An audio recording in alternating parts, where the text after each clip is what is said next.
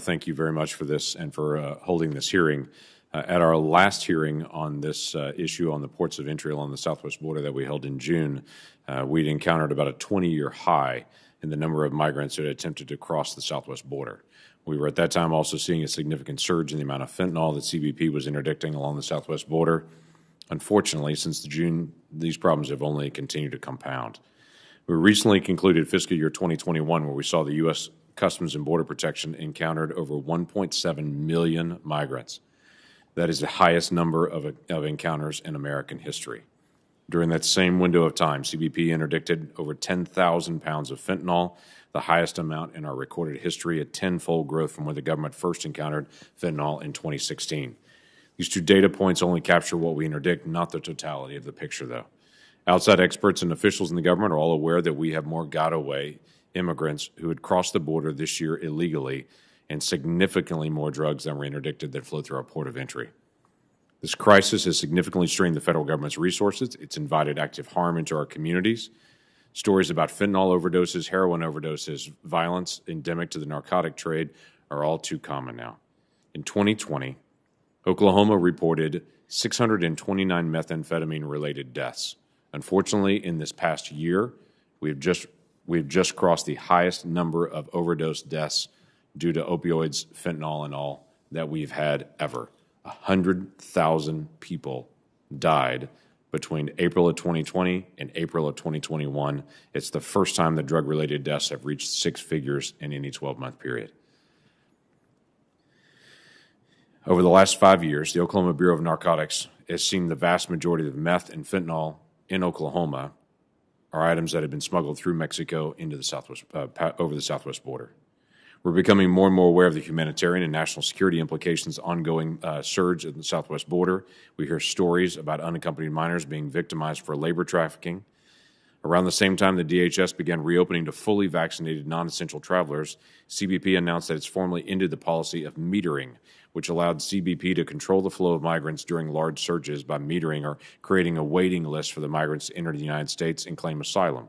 The Obama administration instituted metering in 2016 to ensure that CBP could fully meet its obligation to facilitate a secure and lawful trade and traffic at our ports while dealing with the surge of migrants. Career staff who served in the Obama and Trump administrations have stated the metering policy was useful as CBP navigated increasing flows of migrants. Rescinding the metering tool, I fear, will open up our ports to increased risk by allowing cartels to be able to surge migrants at the ports and overwhelm them to distract CBP while they move fentanyl and hard narcotics across the border. As our country reopens to travel, we have not seen how DHS will manage the increased demand for lawful trade and travel across our southwest border, which is essential to our economy. However, the rescission of the metering policy will force CBP to make tough decisions about how to balance responding to a surge of migrants while fulfilling its mission of facilitating lawful trade and travel. Our port facilities at the southwest border further compound these problems. They're not designed to hold individuals in detention, which is why CBP has historically relied on metering. These facilities are also becoming increasingly strained and facing difficulties meeting our trade obligations or handling an increase in travelers. GSA, the General Services Administration, told Congress in a report that steady global and regional growth has funneled more people and goods through our nation's aging land port of entry infrastructure than it is able to handle. 2/3 of our land ports of entry have not had capital improvements in over a decade. Throughout the coronavirus pandemic, we've heard about disrupted supply chains and long wait times for shipped goods. We face significant difficulties obtaining the analogs and components our country needs for basic manufacturing.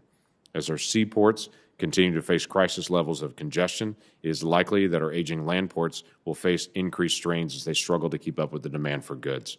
Unfortunately, many of our ports along the southwest border were built before NAFTA and the USMCA, and they haven't been touched since these two agreements went into effect. Even worse, our ports have not been able to keep up with the evolving threat landscape over the last few decades. China has recently begun exploiting our aging ports at the southwest border by shipping fentanyl and synthetic opioid analogs to Mexico and then working with the cartels to be able to smuggle them across our ports. According to the DEA, cartels transport bulk quantity polydrug loads via commercial and passenger vehicles, and they do so by exploiting major highway routes for transportation. The DEA notes that the most common method of drug smuggling in the United States involves smuggling illicit drugs through U.S. ports of entry and passenger vehicles with concealed compartments or commingled with legitimate goods on tractor trailers. Over the coming weeks and months, we'll see the strain on our aging ports as we work to reopen our country even more. And unless the administration takes action to get the border crisis under control, we'll also likely see the ongoing migrant surge continue to take away from CBP's efforts to stop illicit narcotics, counterfeit goods, and other threats that undermine our public safety and national security. I'm grateful for our witnesses that they're here today, that we can get a chance to be able to talk through some of these issues while all of us are in the same room to be able to discuss this. I'm very aware some folks are joining us online in that dialogue, and some folks will be coming in out of the room, but we're very grateful for your testimony and for us putting this on the record today.